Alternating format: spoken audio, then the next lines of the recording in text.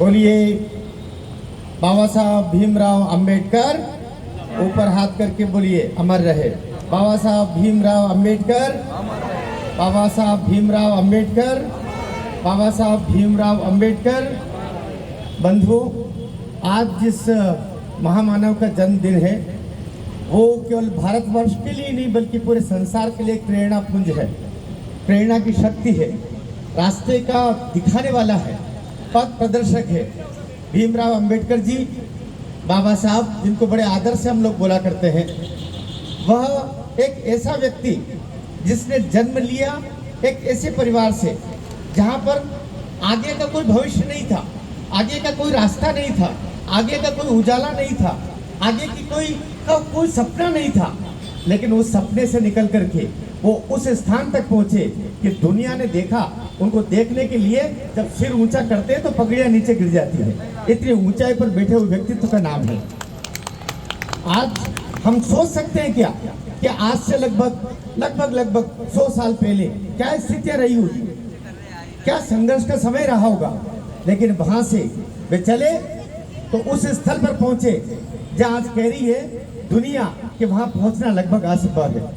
जहाँ जरा सी आज भी हम गाँव में देखते हैं कि पढ़ाई लिखाई का क्या स्तर है। भाई अनीस अच्छा संचालन कर रहे थे बेटा, इनके संचालन के लिए ताली बजा दीजिए। बहुत बढ़िया कविता। मैं तो खुद ही कवि हूँ, लेकिन उसके बावजूद आपका जो संचालन मुझे लगा शेर और शायरी से। शेरों हम तो शेर वाले आदमी हैं, है ना, तो खुद ही अरे अच्छा लगा बेटा। अच्छा बहुत। ये सामाजिक समरसता का मंच है, ये प्रेम का मंच है, ये प्यार का मंच है, बाबा साहब का मंच है। बाबा साहब ने सबको गले लगाया, जिन्होंने उनको प्यार दिया उनको भी गले लगाया, जिन्होंने उनको कहीं दूर करने का प्रयास किया उनको भी गले लगाया।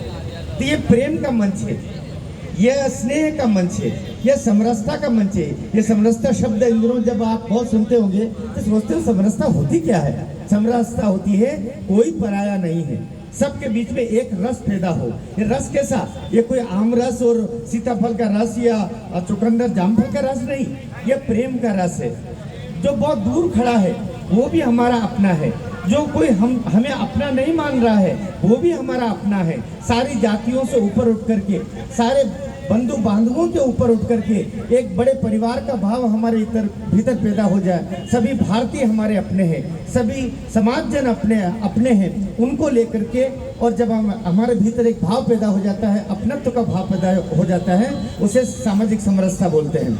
लेकिन वहाँ पर जाने से पहले हमारे भीतर भी वो भाव आना चाहिए जो बाबा साहब अम्बेडकर का आज से हम कह सकते हैं बड़े अर्थों में 70-80 साल पहले, बल्कि 100 साल पहले जब वे कोलंबिया विश्वविद्यालय में कभी अध्ययन कर रहे होंगे, 100 साल पहले जब वे जीवन का संघर्ष झेल रहे होंगे, 100 साल पहले जब छुआछूत समाज में बहुत ज्यादा थी, उस समय पर क्या रहा होगा। आज भी मैं आपसे कह रहा था कि पढ़ाई लिखाई की वो अवस्था है कि गांव में अभी भी हम जाते हैं तो हस्ताक्षर का बोलते हैं तो लोग अंगूठा आगे कर देते कि हम पढ़े लिखे नहीं हैं।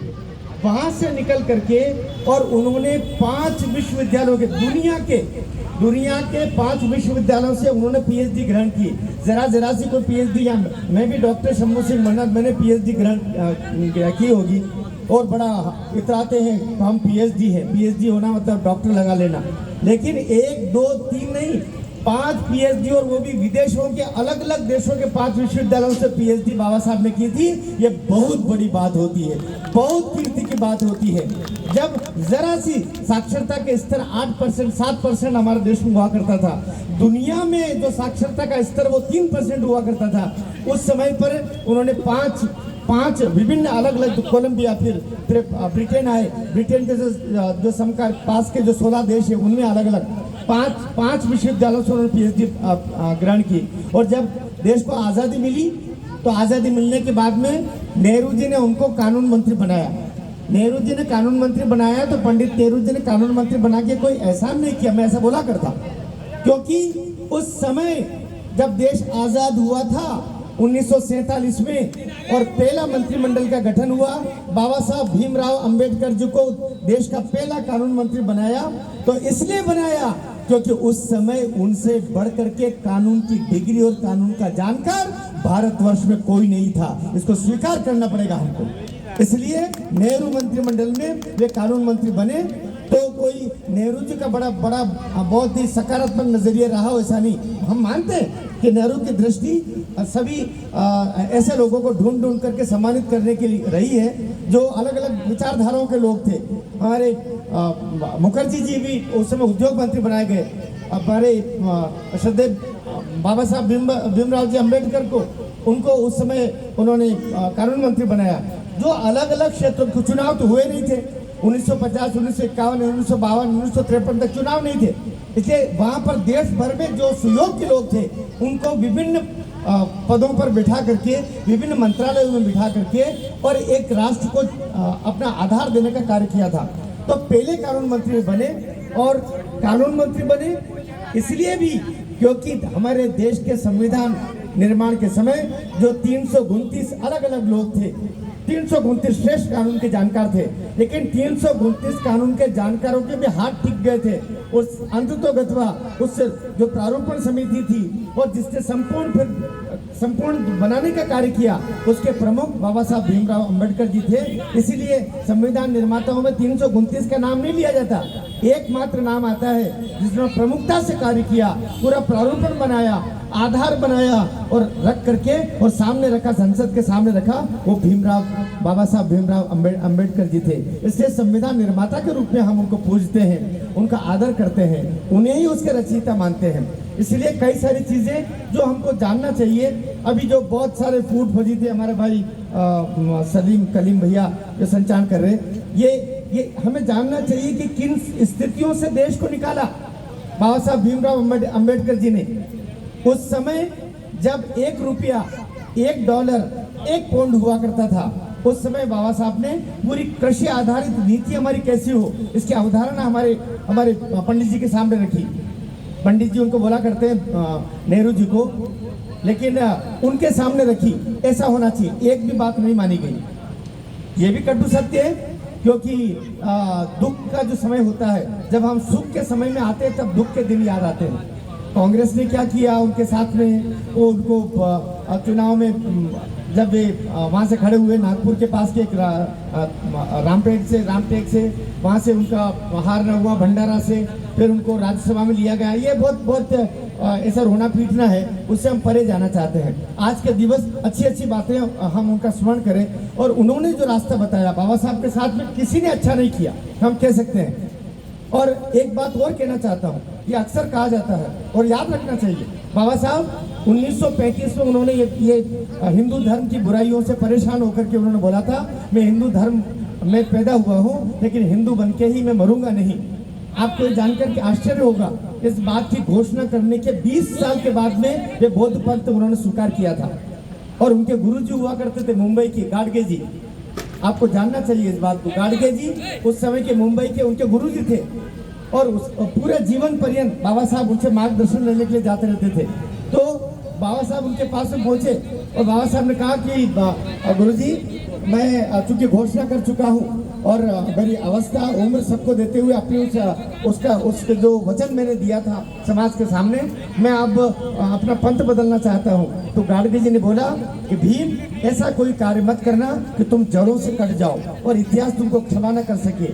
क्योंकि जब बाबा साहब ने बताया कि हैदराबाद के निजाम मुझे इस्लाम स्वीकार करने के लिए बोल रहे हैं, उधर अंग्रेज लोग चाहते हैं, क्योंकि देश गुलाम था, अंग्रेज लोग चाह रहे हैं कि तुम ईसाई बन जाओ। लेकिन बाबा साहब को जब गाडगे जी ने बोला तो गाडगे जी महाराज का बांध करके उन्होंने बौद्ध पंथ को स्वीकार किया ताकि सनातन से जड़ें उनकी जुड़ी रहे। और उसी आधार पर उन्होंने हिंदू धर्म में जो बुराइयां हैं उनका निस्तारण हो और हिंदू धर्म के भीतर भी अच्छाइयों का समावेश हो, ये इस उद्घोष के साथ में वो उनके द्वारा उसका पालन किया गया। जो 35 जो वचन होते हैं वो वचन फिर नागपुर पूरे हुए इसी बात को लेकर के। और जब 2014 में श्रद्धेय नरेंद्र मोदी जी प्रधानमंत्री बने तो उन्होंने पंच तीर्थ की परिकल्पना की। आप सोचते हो कि हिंदू धर्म में 4 धाम होते हैं, दक्षिण में रामेश्वरम है, उत्तर में बद्रिक विशाल है, इधर पूर्व में जगन्नाथपुरी है, पश्चिम में द्वारकाधीश है, 4 ही धाम होते हैं। लेकिन नरेंद्र मोदी जी बोले 5 धाम होंगे और पंच तीर्थ की परिकल्पना की, जहाँ श्रद्धेय हमारे बाबा साहब पैदा हुए थे, जन्म जहाँ पर हुआ था उस महर्षि का, महामानव का, उस महू को पहला धाम बोला गया, पहला तीर्थ बोला गया।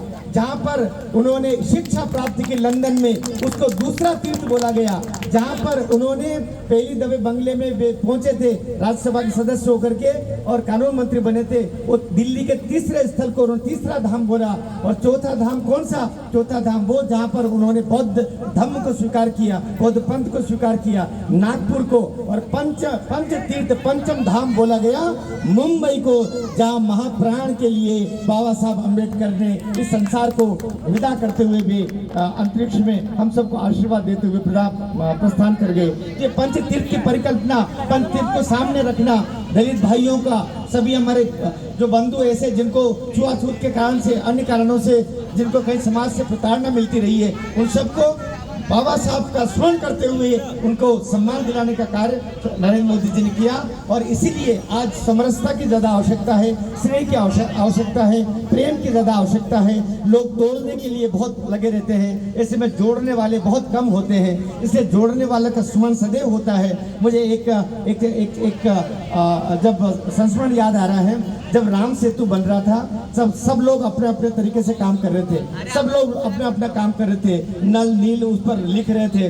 तो उधर से हनुमान जी उठा के बड़े बड़े पर्वत रख रहे थे, बड़े बड़े पहाड़ रख रहे थे, बड़े बड़े पत्थर उठा के रख रहे थे। एक गिलहरी उधर से आती, एक थोड़े से कंकर जो रहते हैं मुंह में भर करके, और जाके वो भी राम सेतु में रख रही थी। जरा से आती, कंकर उठाती, कंकर मुंह में जाकर के फिर राम सेतु में रखती थी। और एक दो दफे तो हनुमान जी के पाँव में आते आते वो गिलहरी बच्ची बहुत परेशान हो गए हनुमान जी ने कहा कि ये बहुत ही तंग कर रही है, गिलहरी मेरे पाँव में आ जाएगी, मरमुरा जाएगी। रामचंद्र जी दूर एक शिला पर बैठे बैठे देख रहे थे। वो अचानक जब बहुत उनको लगा, हनुमान जी को गुस्सा लगा, उस गिलहरी को हाथ में उठाया और धड़ाम से उधर फेंक दिया। बेचारी गिलहरी बुड़कते उस साइड में जाके गिर गई। ये बात, यह दृश्य देखते थे भगवान श्री राम, वो उठ करके आए। रामचंद्र जी ने उस गिलहरी को अपने बाएं हाथ से उठा के दाईं हथेली में लिया और पूछा कि ये हनुमान बहुत बुरा है ना, तुझे बहुत फेंक दिया, तेरे को चोट लगी होगी। वो गिलहरी जो जवाब देती है उसका अनुसरण हम सब लोग करते हैं। गिलहरी बोलती है, प्रभु श्री राम, मैं तो हनुमान जी को लाख लाख धन्यवाद देती हूँ, वो उठा करके मुझे इस तरह फेंकते नहीं, तो आप आकर के मुझे उठा करके अपनी दाईं हथेली में नहीं लेते, मुझे दुलारते नहीं, मुझे प्रेम नहीं करते। 3 उंगलियां कहते हैं प्रभु श्री राम ने गिलहरी की पीठ पर लगाई। वो 3 गिलहरी की पीठ पर जो उंगलियों के निशान आज भी दिखाई देते हैं। वहां पर गिलहरी ने यह भी बोला कि जब कभी राम सेतु की बात आएगी तब ये कहा जाएगा कि सबने बड़े बड़े काम किए, सबने बड़े बड़े पहाड़ पत्थर उठाए होंगे सेतु के लिए, लेकिन मेरा भी उल्लेख उसमें होगा, एक कण भी सही, एक बालू का रेत ही सही, लेकिन मैंने भी इस सेतु के निर्माण में अपना काम किया।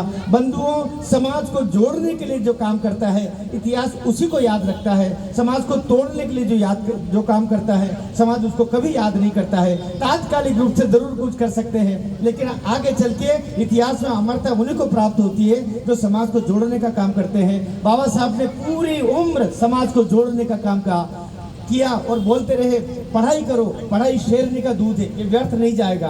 पढ़ाई करो, समाज के सारे बंधुओं को आगे लेके आओ, जो पीछे हैं उनको आगे लेके आओ। राष्ट्र निर्माण से लेकर के और विश्व निर्माण की परिकल्पना उनके दृश्य में हुआ करती थी। मुझे इस पुनीत अवसर पर मैं बाबा साहब भीमराव जी अम्बेडकर के चरणों में, भारत रत्न भीमराव जी अम्बेडकर के चरणों में, महामानव भीमराव जी अम्बेडकर के चरणों में शत नमन करता हूँ, हजार प्रणाम करता हूँ। और आप सबसे निवेदन करता हूँ, उन्होंने जो रास्ता बताया उस रास्ते पर चल करके हम भारत का निर्माण करें, विश्व का निर्माण करें, समाजों का निर्माण करें, एक ऐसे समाज का निर्माण करें जो पूरी दुनिया में आदर्श रूप ग्रहण कर सके, वो भारतीय समाज बन जाए। मेरी इसी भावना के साथ में अपने वाणी को भी विराम देता हूँ। आप सबसे भी निवेदन करता हूँ, एक बार जयकारा करेंगे, भीमराव अम्बेडकर जी, बाबा साहब भीमराव अम्बेडकर जी, भारत रत्न भीमराव अम्बेडकर जी, भारत माता की, भारत माता की।